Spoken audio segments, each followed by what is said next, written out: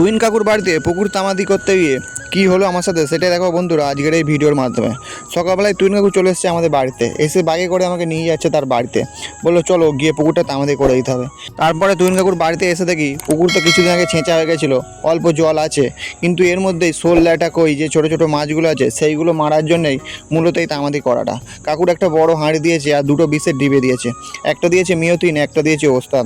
তারপরে হাঁড়িটায় জল তুলে আমি সানের কাছে চলে এসেছি, বিষের ডিবে দুটো খুলে নিয়ে মুখ ফুটো করে প্রথমে হাঁড়ির মধ্যে ওস্তাদ কিছুটা পরিমাণ ঢেলে দিলাম। দেখো ঢালছি ফিল্টার কালারের লিকুইড আর হয়ে যাচ্ছে সাদা দুধের মতন। তারপরে ওস্তাদ ঢালা হয়ে যাওয়ার পরে কিছুটা পরিমাণ মিয়তিন ঢেলে দিলাম। এবারে এই দুটোকে ভালো করে পাইল করতে হবে। তারই মধ্যে দেখি জেঠু চলে এসছে পুকুরের ওপারে কী কাজ করে বলে। তারপরে একটা স্টিলের মগ নিয়ে ভালো করে বিষের সাথে জলটা গুলিয়ে মিশিয়ে নিচ্ছি। এবার আস্তে আস্তে পুরো পুকুরে আমি এটাকে ছড়িয়ে দেবো। বন্ধুরা এই বিষ যদি আপনারা কেউ ব্যবহার করে থাকেন তাহলে বিষ দেওয়া হয়ে গেলে ভালো করে হাত পা ধোবেন, আর বাচ্চাদের কিন্তু এই বিষের আয়ত্ত থেকে সরিয়ে রাখবেন। তো একবার বিষ দেওয়া হয়ে যাওয়ার পরে আমি নেমে পড়েছি শোলাটা নিয়ে পুকুরের মধ্যে, তার কারণ পুকুরে না নামলে পুকুরের চারদিকে দেওয়া যাবে না। আর ওদিকে কাকু এক বস্তা মৌয়াকল খুলে পুকুরে ছড়াতে আরম্ভ করে দিয়েছে। তো আমি প্রথমে হাঁড়িতে বেশ কিছুটা পরিমাণ জল আবার তুলে নিয়ে প্রথমে ওস্তাদ তারপর মিয়াতিন দিয়ে গুলে নিয়ে পুকুরের চারদিকে আমি আস্তে আস্তে ছড়িয়ে দেবো। তো বন্ধুরা মোটামুটি দেখো বীজ পুরো পুকুরে ছড়ানো হয়ে গেছে, পুকুরের জল সাদাটে কালার হয়ে গেছে।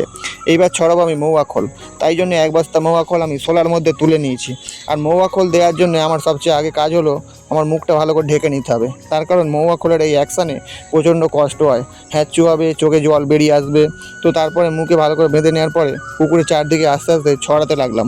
এরম করে এক বস্তা খোল বেশ কিছুটা পরিমাণ ছড়ানো হয়ে যাওয়ার পরে কাকুর কাছ থেকে আবার একটা অর্ধেক বস্তা খোল নিয়ে আমি আবার পুকুরের দূরের দিকে চলে গেলাম। তারপরে মুখে ভালো করে গামছাটা বেঁধে নিয়ে বসে পড়লাম শোলার মধ্যে। বস্তাটা ঘুরিয়ে নিয়ে এবারে পুকুরের ওই পাশটা ভালো করে খোলটা ছড়িয়ে দিতে হবে।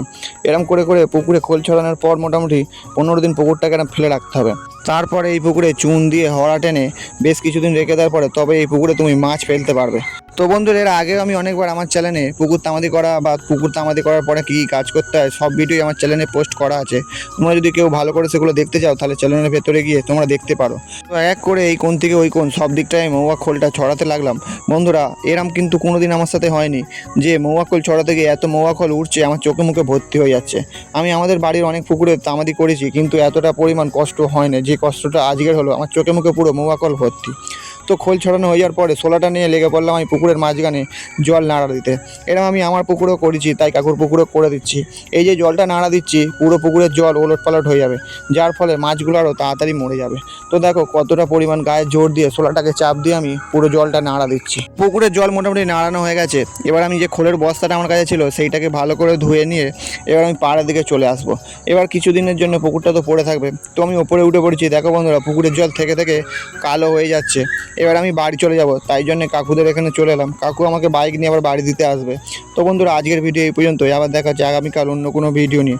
আর ভিডিওটি ভালো লাগে থাকলে একটি লাইক করবেন।